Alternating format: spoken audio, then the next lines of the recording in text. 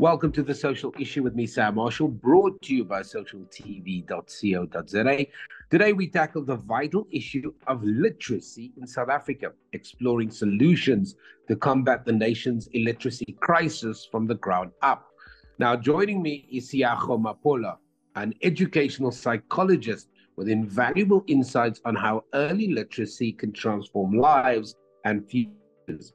Let's dive into the discussion and uncover the positive steps we can take to build a brighter, more literate South Africa.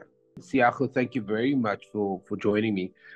Maybe let's start right at the beginning, because this 2023 National Reading Barometer, right, paints a very worrying picture of the literacy levels in South Africa. Can you maybe share some key findings on what this means for the future of our country? Good morning, Sam. Thank you so much for having me. This is a topic that I'm really passionate about. And I'm not sure if your listeners have had a chance to look at the stats as yet, but currently we're sitting with nearly 3 in 5 homes that do not have access to a single fiction or nonfiction book, which is quite scary. And 65% of homes with children that are under the age of 10 don't have a single picture book. And a lot of the children that are in grade one leave the grade without really knowing the letters of the alphabet. And we know that if nothing happens, if there's no intervention, these numbers and stats are going to get worse and worse. We're now sitting with almost many grade four that are unable to read for meaning. And so this really just does paint a very grim picture of our future, the future generation that's going to be our teachers, our architects, our plumbers. And so it really is important to see how we can combat these very scary stats, because it is going to lead to very poor employment results in future. Yeah, and I've been privy to listening to and being involved in many conversations around the reading for meaning and how important that is. But if there is somebody Mm. that still doesn't completely understand the implication of a 10-year-old that is unable to read for meaning, can you just clue that person in? Why is this such an important topic for us to conduct? So when children are able to identify words and read, but they are unable to read for meaning or to comprehend what it is they're reading, then it leads to, as you can imagine, if you have to write a test or you have to actually engage in conversation, you are unable to reason and to give proper for answers. And so it leads to academic results being really poor. Socially, you struggle to interact with people. And emotionally, there's an impact as well, because you are considered the outsider, because you're not able to participate fully and to engage in conversation, whether that is through written texts or through verbal conversations. And so because of that, then we see that our children are experiencing high frustration, low self-esteem, and declining academic results. And we know that in our South African space, for example, that a child can only fail once a phase. So at the end of the day, we're going to sit with children or teens in matric in grade 12 that are reading on a very poor level, yet we are expecting them to write the national exams like an 18 or 17-year-old, yet they're only reading on a grade 6 level. And so that is really just, for me, quite scary. Now, Siago, I struggle with this, right?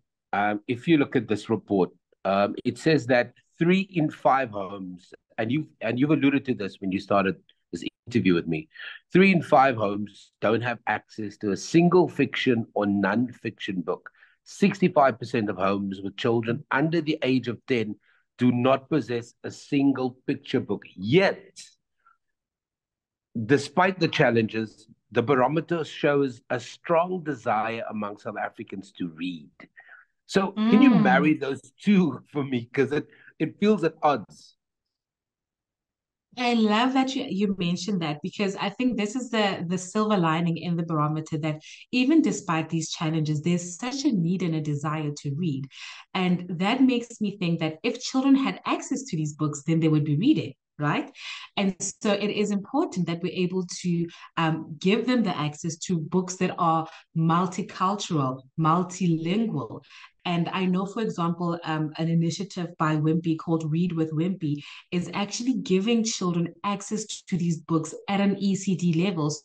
So at creche level, they're able to provide them with the books that they need that have different contexts from language to culture, because it's also quite important that when children read, they're able to read material that they're able to relate with and identify with. And so that is really important. And the whole aim of this is to really give access to multicultural, multilingual books to children that don't have access to it, because then it speaks to the very same thing that you said, that regardless of the 3 and 5 homes, if they had the books, they would read. And so by Wimpy giving them these books, we are hoping that this will meet the need and we'll see more and more children reading, and thus improving the future of our children. There is another challenge though, Seago, and you've just mentioned Wimpy with their reading program. Cadbury's has got one too. There's an organization called Rally to Read that works with Ford, and there are quite a few organizations that do these pop-up libraries. There is Dr. Let Me Talk. They also do a reading program. And there Mm, seems to be interventions in place, right? And it's not mm, just, I mean, we've mentioned only a few. That's the drop in the ocean. But there mm, are organizations that are currently working at this problem. Why do we still mm. think it is potentially a crisis when just so many people, including yourself, and you've beautifully articulated the challenges and also some of the small wins that we can have overnight. But there's just so many people tackling this problem, and yet we're still talking about this literacy crisis.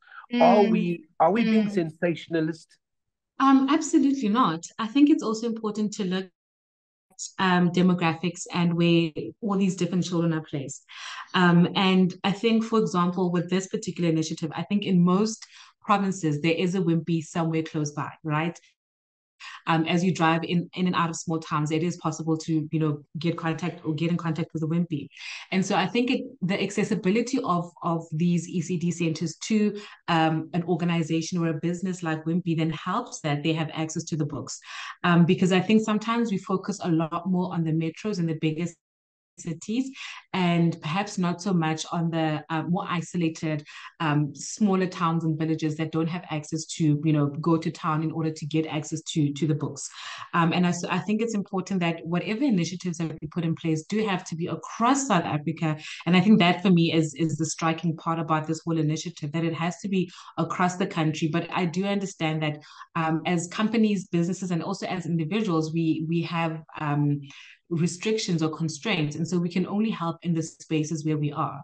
And so I think it's important that when we look at interventions, we can see, obviously, do what you can where you are. But if we are able to broaden it up and open it up to the wider South Africa, then let's definitely do that, because it's going to give us a lot more, a better prognosis in future. But I definitely don't think that we're being sensationalists. I do think that the problem is so far wide that sometimes the smaller interventions that we put in place feel like they're actually not making a difference, but they really are. We're just not going to be able to see the fruit of our labor right now. But I tell you that, for example, in 2026 and 2030, we will see that these stats will be different as long as we keep putting in the effort and ensuring that we're able to do this. And I think one last thing that is really important to mention is that it's important that we also introduce reading at home as well, right? That it's not just something that happens at creche or at school, but also as families, as caregivers, as parents, we see how we can introduce it into the home so that children are able to see it at home, at school, because they really do have a need and a desire for it. Then we'll be able to see a lot more of a better prognosis once we establish it in both situations. And I think, excuse me, and I think to a large part, you're talking about that pre-literacy skills from birth, right? And that is from the parents, the caregivers. That's kind of early childhood development. It's really about leveraging the enthusiasm, because I found as a parent, when you are excited about books, you're then able to transfer that, just that energy about the book, the fact that you're excited about Absolutely. opening that book to your child, and they then look forward to engaging with that book. Absolutely. I think we also have to understand that it's important that yes, children are able to read for meaning, but it starts with us as well. When we read to our children, first of all, we get to use the tone of our voices to accentuate certain parts and to show emotion, to show empathy. And by doing that, we're also helping them develop the vocabulary, the reasoning, the critical thinking, and really just the love for reading. And ultimately, the educational outcomes and economic opportunities in future are just so much better. And so it is important that we are as much of the solution as these bigger companies and businesses. And I also wanted to follow that up with a question in relation to just the support. How do we set up the structures? I know we've talked about institutions, organizations, experts like yourself that are on a regular basis running these interventions. But how do we holistically develop the support so that we can raise everybody up? Um, and so, to your point earlier, is that in the metros, it's one story. In a rural community, it's a different story. How do we balance out the opportunity so that it's spread a little bit more evenly, so that you do have a girl child, boy child in a rural community advancing at the same level as a Mm, child in a metro and an urban area? Because sometimes the disparity is that sometimes these stats, as you've mentioned as well, they're actually more reflective of one part than the other. mm.